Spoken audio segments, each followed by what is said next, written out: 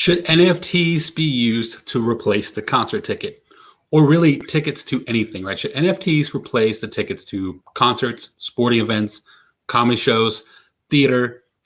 In the past, I have said NFTs and smart contracts are the solution for aftermarket ticketing, right, over ticket scalpers. However, my opinion has changed slightly. So we'll discuss that and more on this first episode of the NIFTY Music Show. Live the life you love.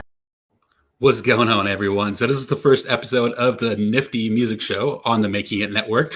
And what we're going to do is we're going to talk NFTs and music on this show. And I'm going to stream it live on Facebook, YouTube, and Twitch. And then, of course, on the audio version of the podcast, I'll chop it up and make it nice for the audio version. Also, with the show, there is a visual component to it. As with the podcast recently. However, I'm going to try to do my best for the audio listeners to keep it relevant for audio as well. So you're not really missing out on much, right? It's mainly me reading articles or sharing some of the visuals from the articles. And today we're going to dive into 4 NFT and music stories. And the first one will be NFTs shouldn't be tickets. And here's why, right? So before I get into the story, this is a story from Matt Sarakina. I'm sorry if I butchered that, Matt, or Matthew Sarakina, right? But he is one of the CEOs and founders of True Tickets.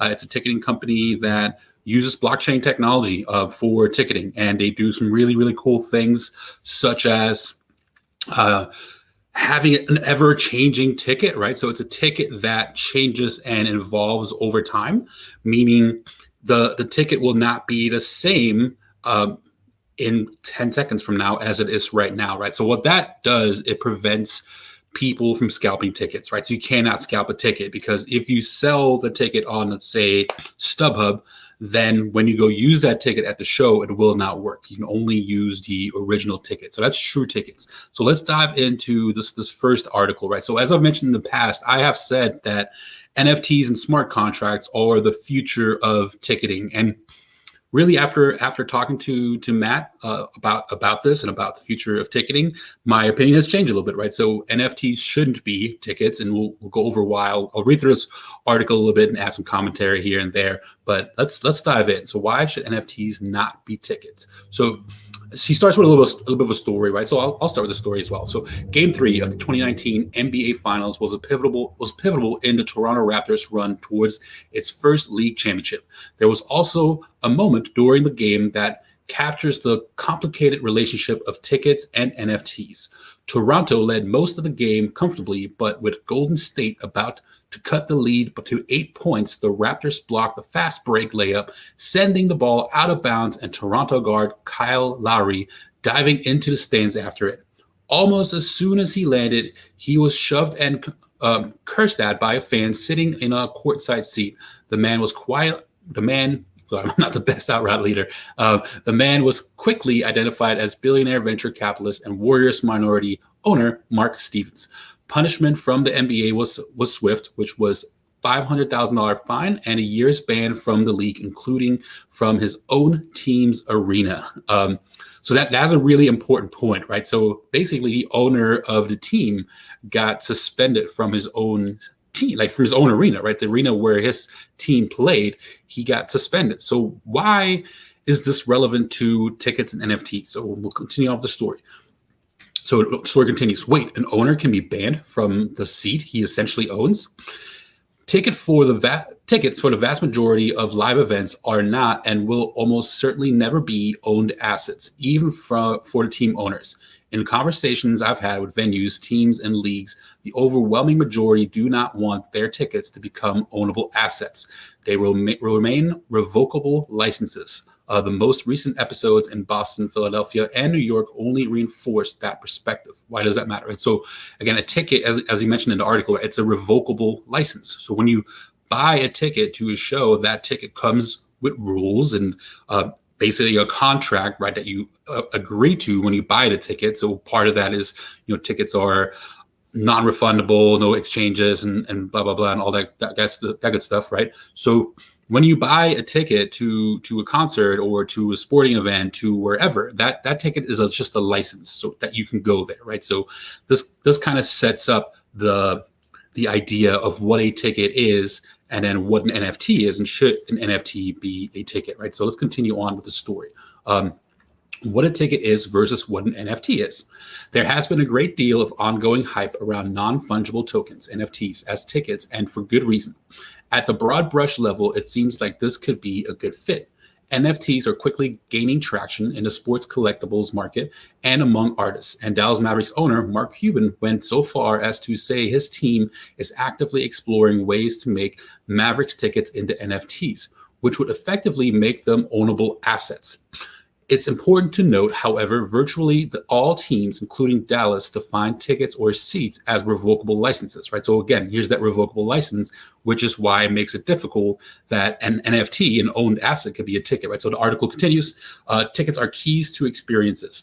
These keys have a finite life and a finite utility. That's because the majority of rights issuers want to maintain control of the ticket and access to the experience until the experience is complete, right? So the experience to a concert, to a game, whatever, that experience only lasts from the second you enter the arena or the venue, right? So whichever type of venue it is, it's a second from when you enter it until the show's over and now you're kindly asked to leave the arena or the venue.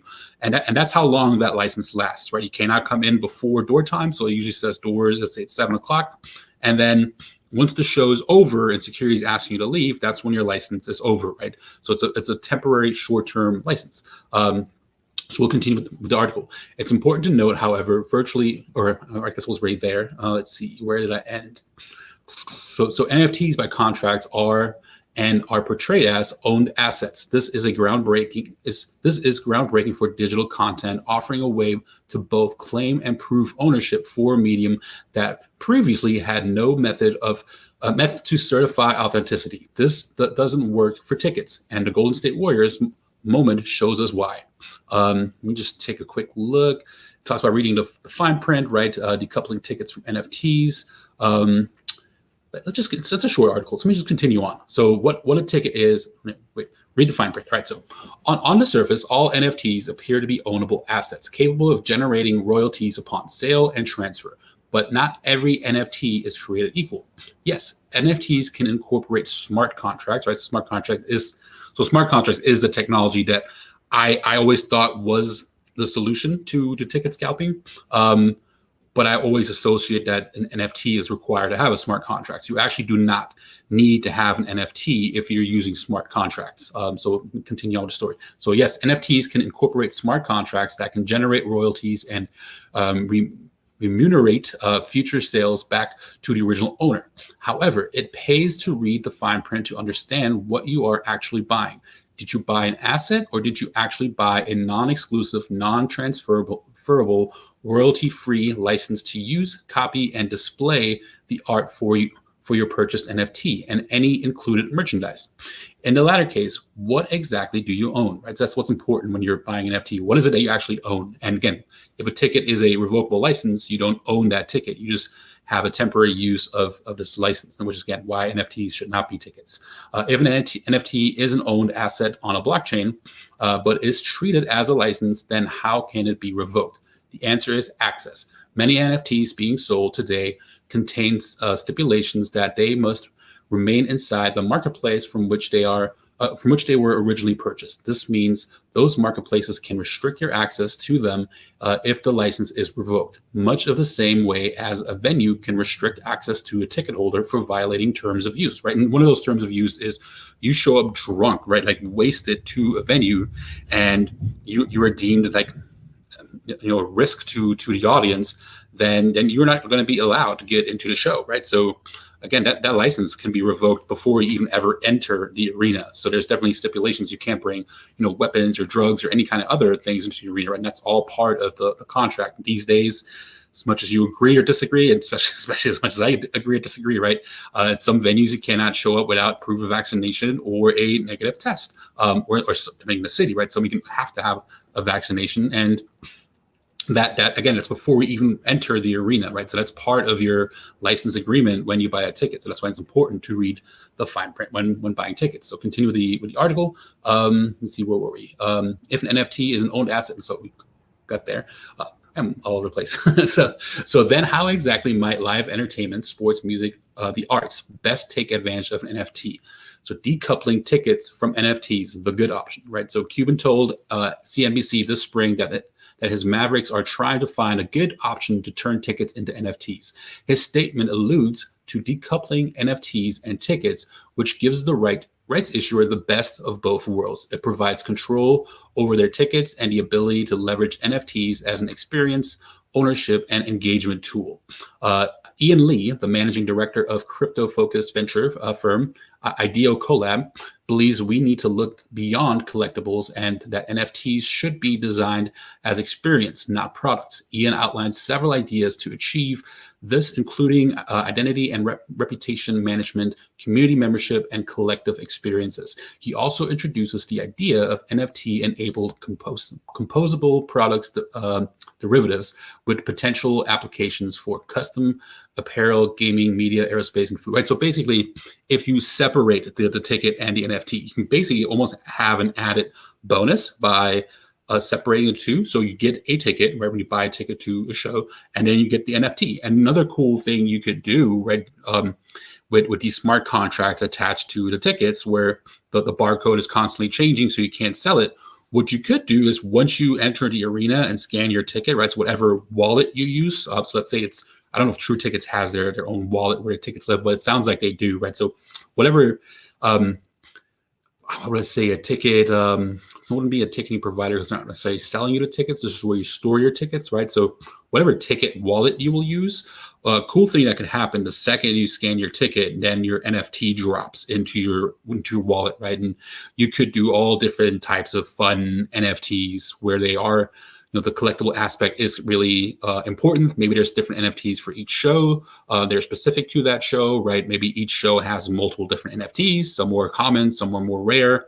And that kind of encourages the after market NFT culture, right? Where people are trading NFTs and selling NFTs. And then whenever one of those is sold, the artist can get a royalty, right? So again, there could be that potential for endless royalties or endless revenue stream for an artist when those NFTs to that show continue to get sold. Let me just take a quick another look at the article. That's pretty much it, right? So in conclusion, I have said in the past that NFTs could be a good solution for the third-party ticket scalping market, right?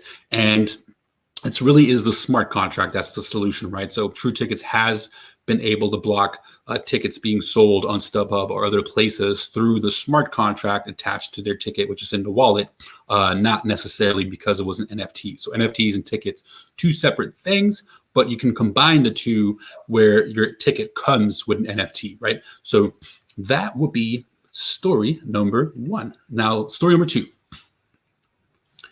As if it wasn't hard enough for artists to make it in the music business, now they need to compete with fictitious artists whose members are NFTs and only perform live in the Metaverse. What am I talking about here?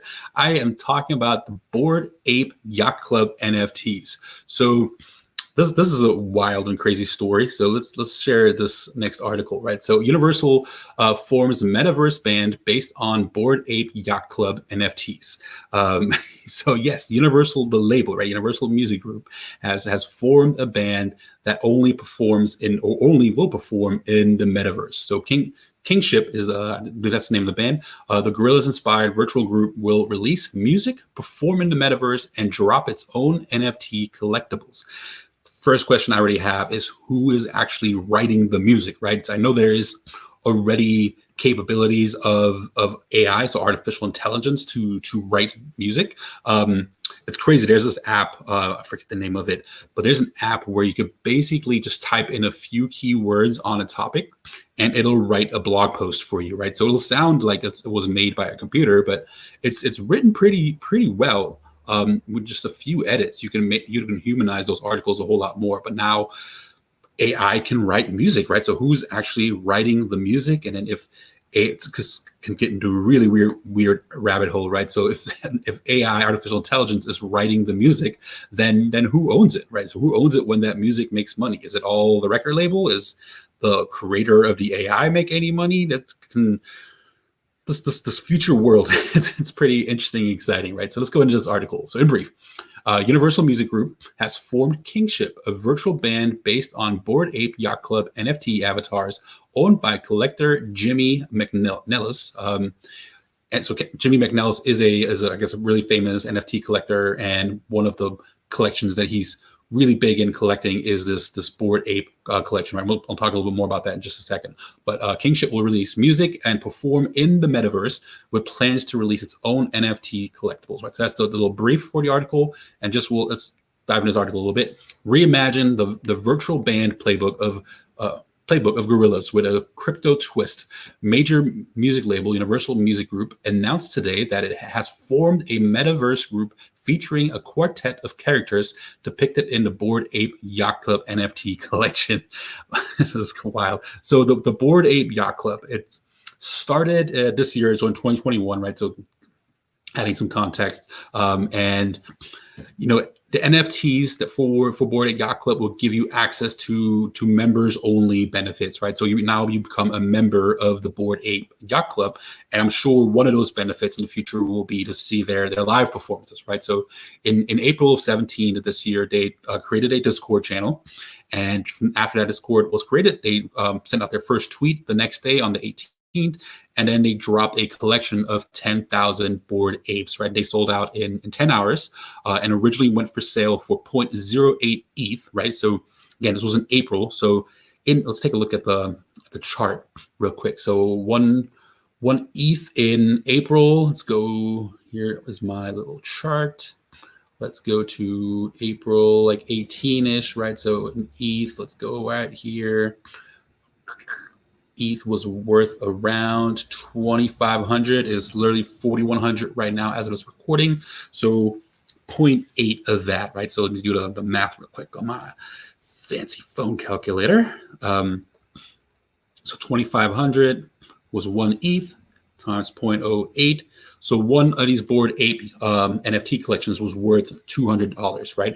So that's what they sold for originally. So now if you go to OpenSea is the marketplace where Bored Ape Yacht Club is sold, which is where you can buy the NFTs. So there's still the original collection, right? 10,000 items. There's 5,900 owners. The floor price is 43.7 ETH. So again, ETH being now worth, what did I say it was worth? Now it's worth $4,100, right? So these NFTs were worth a ton, and volume traded 240.2 ETH.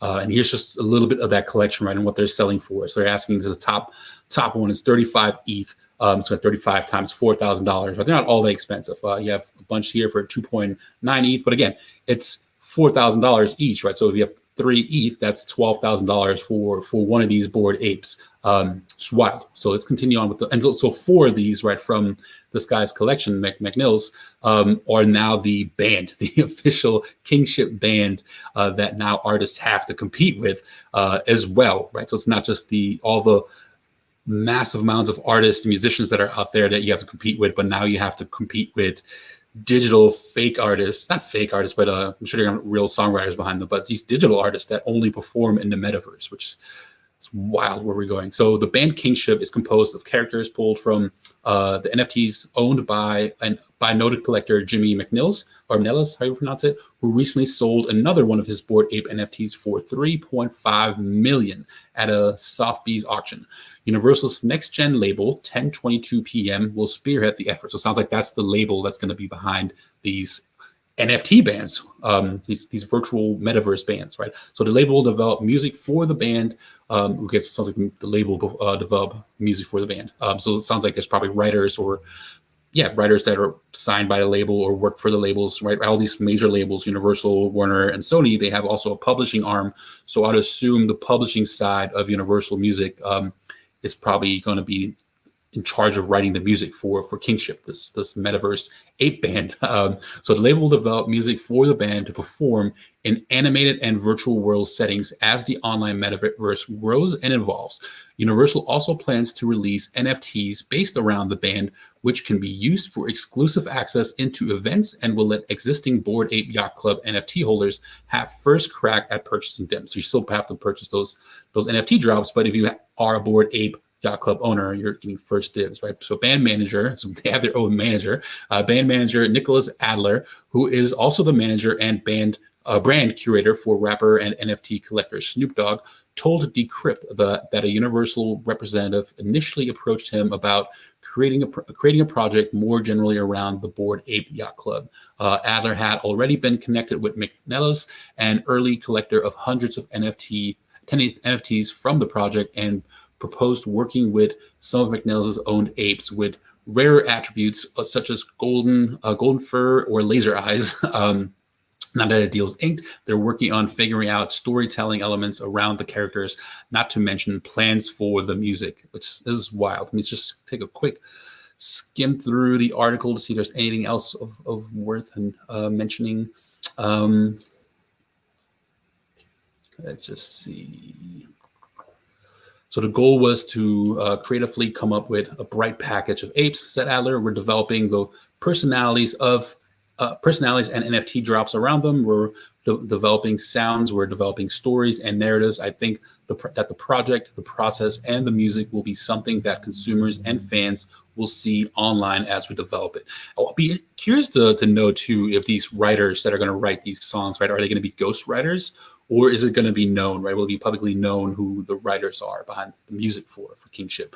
Adler suggested that McNellis has already generated value and interest around his own NFTs, pointing to the aforementioned record Sotheby's sale.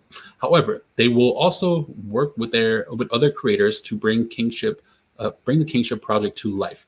With a great team of collaborators and with the biggest record label in the world behind you, I think you can create an amazing crew and amazing story, said Adler. We want it to be authentic, and we're going to be able to test the community before we drop stuff. The Bored Ape Yacht Club, created by Yuga Labs, is one of the most popular collections in the NFT market, between the core collection of 10,000 Yacht Club NFTs and the subsequent NFTs in the Bored Ape Kennel Club and Mutant Ape Yacht collections. The Ethereum-based project has generated over 1 billion in secondary market sales per Crypto Slam. Just see if there's anything else. So yeah, that's the story, right? So the Bored Ape Yacht Club. So now we're competing with virtual NFT bands, where NFTs are the band members performing in the metaverse. Very, very interesting to see where this goes and when the next project will come out, right? So I'm sure there's going to be many, many other projects. This will be the first of many. And the interesting thing you could do with this too, I would assume this NFT band can go tour the different metaverses, right? Because there's so many different metaverses. Let me just go really quick back to the article. So, you have Decentraland, you have the Sandbox. I know Facebook's making their own metaverse and so on, right? Let me see. It doesn't really say what metaverse they're going to be in yet, right? So Facebook is one of the companies plotting a major move in the space, recently rebranding its parent company as Meta to reflect its increasing metaverse focus. Ethereum-based metaverses games such as Decentraland and the upcoming the Sandbox have seen surging token valuations in the wake of Facebook's move, right?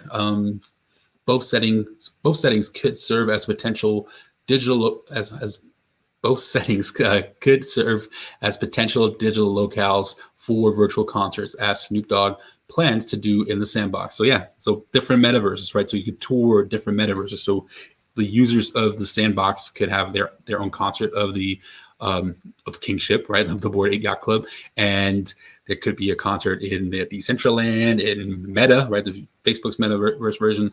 Very, very, very interesting. So let's go to our next story.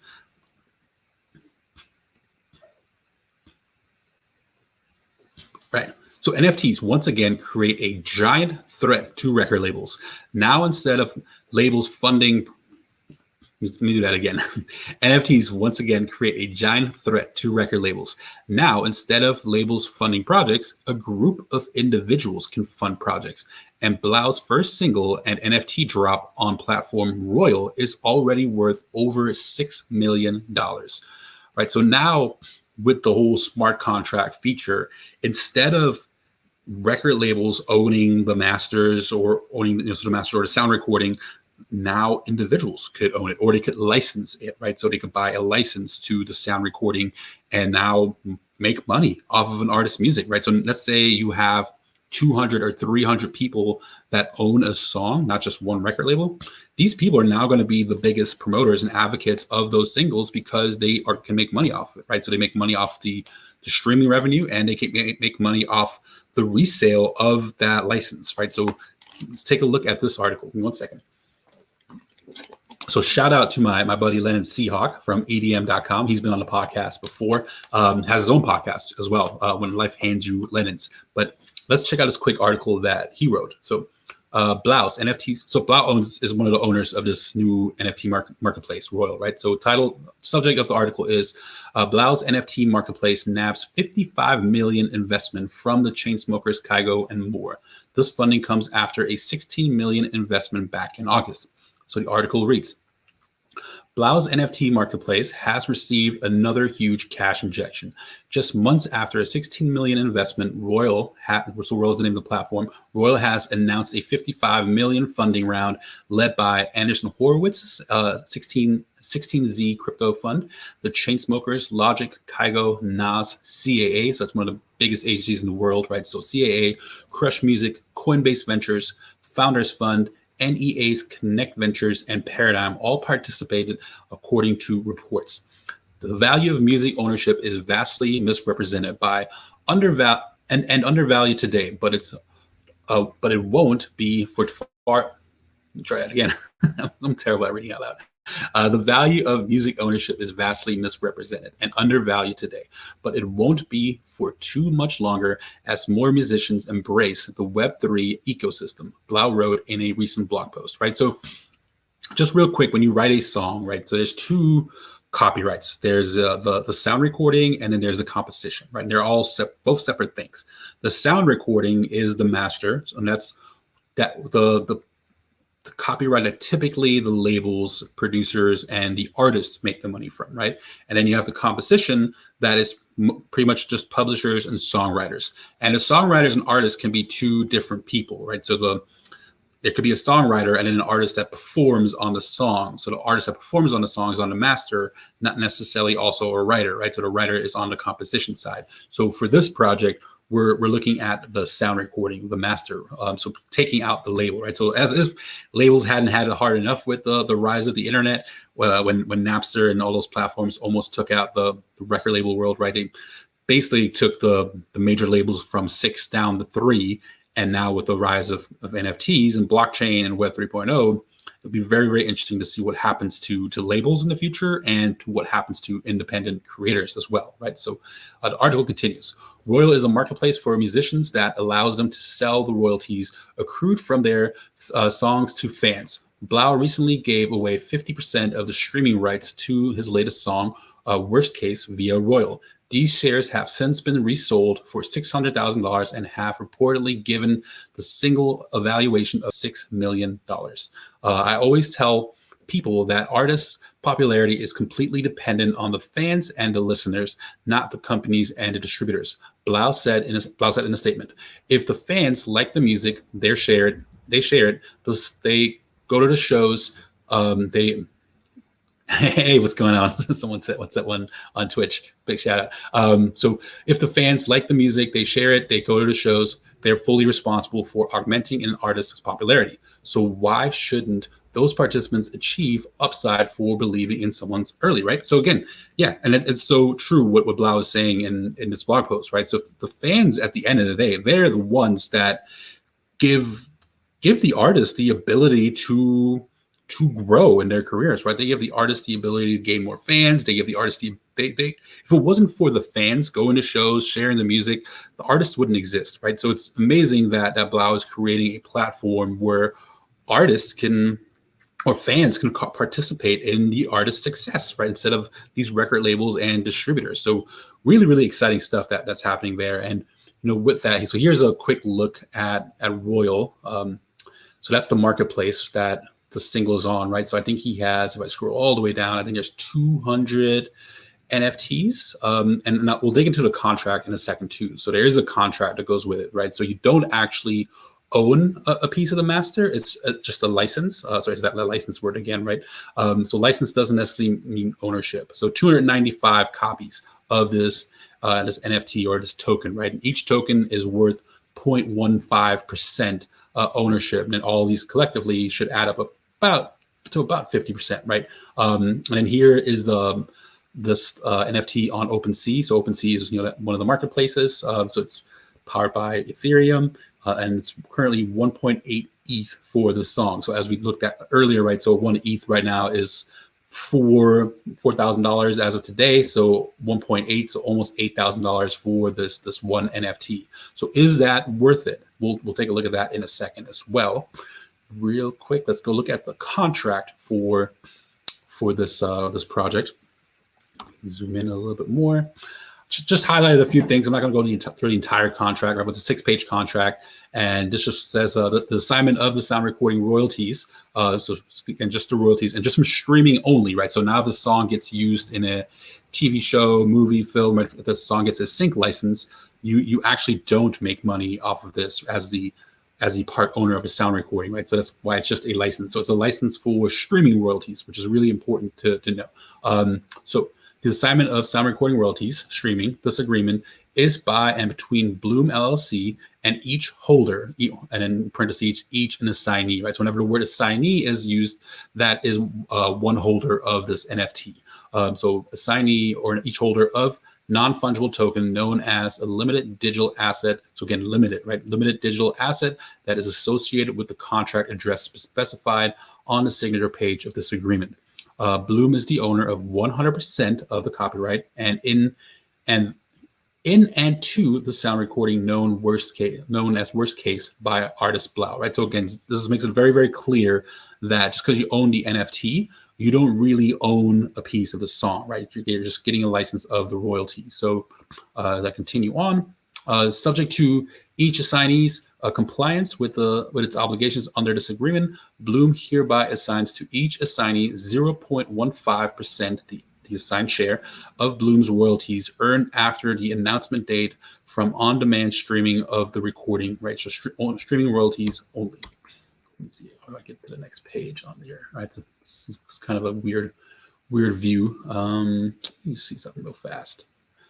That's right. Right, so Section 3 in this agreement, this one's another important one, right? So Bloom shall promptly provide Royal with a letter of direction. So it's separate entities, right? So Royal is a separate entity from Bloom that owns the song.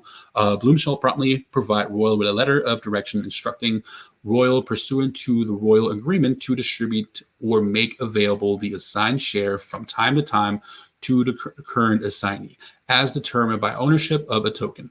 The assigned share will be paid or claimable in the form of either USDC, a stable coin on the Ethereum blockchain issued by Circle Internet Financial, Inc., or its affiliate, or ETH, the native token of the Ethereum blockchain as determined by Royal in its absolute discretion. If Royal determines to pay the assigned share in ETH, the quantity shall be determined by multiplying the amount of US dollars due to such assignee's assigned share by the conversion rate of ETH to US dollars at the time such distribution is paid out. Right? So when that distribution is paid out, you're going to get paid in ETH or US dollars or stablecoin. And if you get paid in ETH, it's going to be whatever value ETH is at the moment, right? So ETH being Ethereum. Let's go to Section 4 Article 4 in this agreement. The timing and frequency of distribution of assigned share is subject to Royal's receipt of streaming revenues from the distributors pursuant and subject to Royal agreement, right? So I'm really interested in investing in my own catalog of music, right? Where I can make money off of streaming royalties and whatever.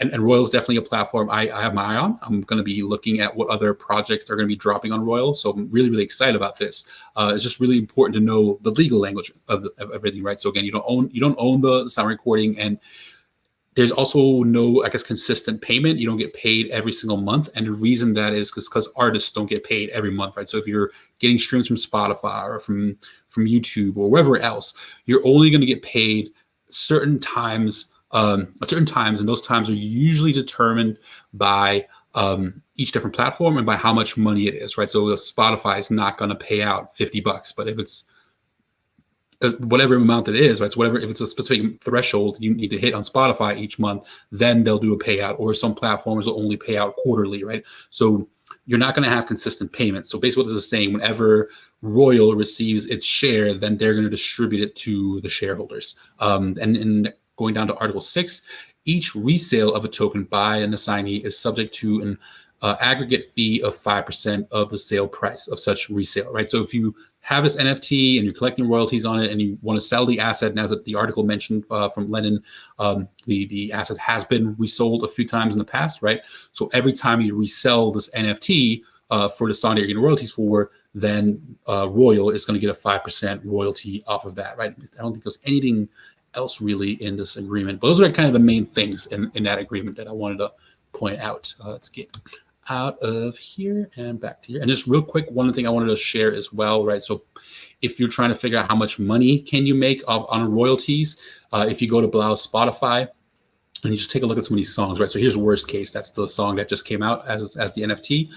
It has 1.7 million streams. So the easy math version, right? So if you take every million times 4,000, so let's call it, this has 2 million streams. So it's about to hit 2 million streams, right? So 2 times 4,000 is $8,000, right? And then times 0.0015, because you're getting 0.15% royalties, you would make $12 off owning this NFT, right? So I don't believe this is something where you're going to make a ton of money off of owning these shares of songs, but it can have potential, right? I think the biggest potential is in the resale. So when you resell these NFTs or these tokens, that's probably where you can make your investment back and make a profit on your investment. But if you get it for a really good deal as well, if you pay a really low price for an NFT, and this is Spotify only, right? So that's what he's making on Spotify only.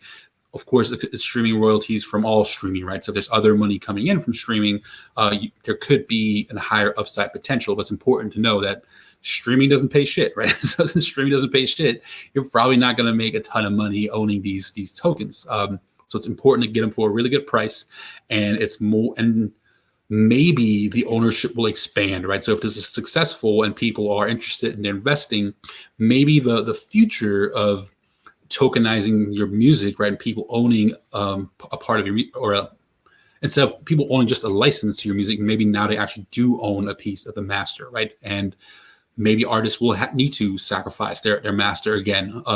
Maybe not all of it, right? Maybe they can have control. Maybe have 51% control, so they have complete control. And within the agreement, so one of the things that's in this agreement for Royal is also that the owners of the tokens have no say, right? So they can't block the song from getting used for a sync licensing opportunity, right? So if this whole thing involves and people can now actually own a piece of the master, maybe part of that agreement is also that the artist has 100% final say in where the songs will be used for sync, but maybe now people can get a piece of the action on the sync. And I think that is where the real value is going to come for independent artists, right? So giving up some of your masters, but not all of it like you would to a label. And now the people are incentivized, right, by any kind of money that song brings in, which really exciting opportunities that can be created from that. The last story, just a quick little fun one. So I'm going to have a little intro for each story, right? The legendary album Doggystyle is 30 years old. Anybody feel old hearing that? And Death Row Records is celebrating with a Doggystyle inspired NFT collection on crypto.com. So let's take a look at that story. Death Row Records announces Doggystyle inspired NFTs. Each NFT will include music from Snoop Dogg's historic hip hop album. The legendary Death Row Records turns 30 this year and has collaborated with Crypto.com for a special celebration. Inspired by Doggystyle, Snoop Dogg's 1993 groundbreaking debut album, 7 exclusive NFTs are now available. Death Row is a West Coast hip hop institution. As a fan of the music and someone who grew up in California in the 90s, I'm excited to work with such an iconic, culture-defining label expressed by Joe Conyers III from Crypto.com, executive vice president over there, and global head of NFT in a statement, right? So you mentioned that in the statement. 3 of the NFTs include music from the Pioneering album. Both Ethereum Inmate and Crypto Coin will include the Shiznit, while Bitcoin Inmate includes Murder Was the Case. So that's the name of some of the NFTs, right? And our article continues. This is a short article. The other 4 NFTs are part of an official collaboration with Television, featuring Lil Bitcoin, including 10,800 Gold Edition, 10,800 Platinum Edition, and the Boss Gold Edition, and the Boss Platinum Edition designs. Each NFT includes an instrumental from Snoop's hit single Gin and Juice. Back in March, Television was revealed as the world's first artist to debut via NFT. Following the 28th anniversary of Doggystyle on Tuesday, November 23, a special double vinyl reissue is also available for purchase. Earlier this month, it was announced that AEG sold the Staples Center to Crypto.com in a 20-year deal reportedly worth $700 million. So the Staples Center is now the Crypto.com arena. So Crypto.com is a pretty serious player in the world of crypto, right? And the Staples Center, or now the Crypto.com arena, is home for the Lakers, Clippers, Sparks, and the Kings. And of course, lots of historic concerts have been there as well, right? So if you go to Crypto.com, their NFT marketplace, here are the NFTs for the Doggystyle project, right? They're not a ton of money. So if anyone is interested in snagging one of these, I would go for it, right? I might grab one of these actually. But there's an auction. So either you can bid on these NFTs and hope you get a really good deal, or you could also have a buy now feature, right? Where they range anywhere. So if you're listening on audio, the Boss is $242. DeathRowCrypto.com Inmate, he's $156. If you buy now, $134, $170, $349, $598, and so on, right? And then $299 is the last one. So if you're into Death Row Records and you're a Snoop Dogg fan, I mean, it seems like an easy snag. That's not a ton of money, right? And if you see the play button on some of these, I mean, so all have the play button. They all have the play button. So they all come with some music. And again, you buy those through Crypto.com, right? And I'm not sure. It didn't mention what blockchain this runs on. I would assume it's on Crypto.com's blockchain. They have their own blockchain and their own currency. And it's just their marketplace, right, or their exchange has like a lot of different coins that you may not find on Coinbase or Gemini, right? So quick disclaimer on investing in crypto. Anything that we ever mention on this show, right? It's not financial advice. Make sure you always do your own research and figure out what crypto is the right one for you, or if crypto is even right for you, and then figure out which exchange to buy it on. And Coinbase and Gemini are considered 2 of the safest exchanges. I would assume Crypto.com is pretty safe as well, but Coinbase and Gemini are a little bit more selective on what coins they offer on their platforms, right? And then one last thing I'll leave y'all with, with all these different cryptocurrencies, you have coins and tokens, right? So coins are usually blockchains as well, right? So again, blockchain being a set of code or blueprint that something's built on, right? And code comes in these blocks that are chained together. And not to get into crazy detail on what blockchain is, but coins are basically blockchain. Tokens are built on top of a blockchain, right? So NFTs are usually built on top of a blockchain. So these seem to be built on the Crypto.com blockchain. The Blau one we talked about earlier, they're using Ethereum, right? Most of the NFTs on OpenSea are using Ethereum. I did a video earlier this week about Wax, and Wax being its own blockchain and having its own marketplace. So there's all different types of marketplaces out there for NFTs, and they're usually built on a blockchain. So as you're investing, it's important to also figure out, is it a coin or is it a token? And what's the function behind it, right? There's people that are Bitcoin hardcore people, and they believe everything else is garbage.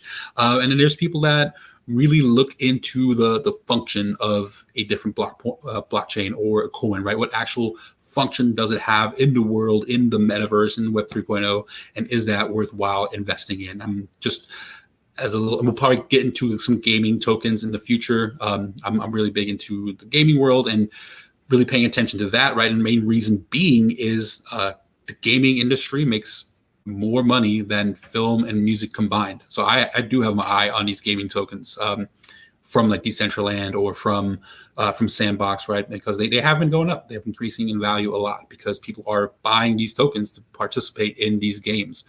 So there is value behind these tokens and the blockchain that they're built on, right? But anyways, always do your own research with NFTs and cryptocurrency. I hope y'all enjoyed this first episode of the NIFTY Music Show.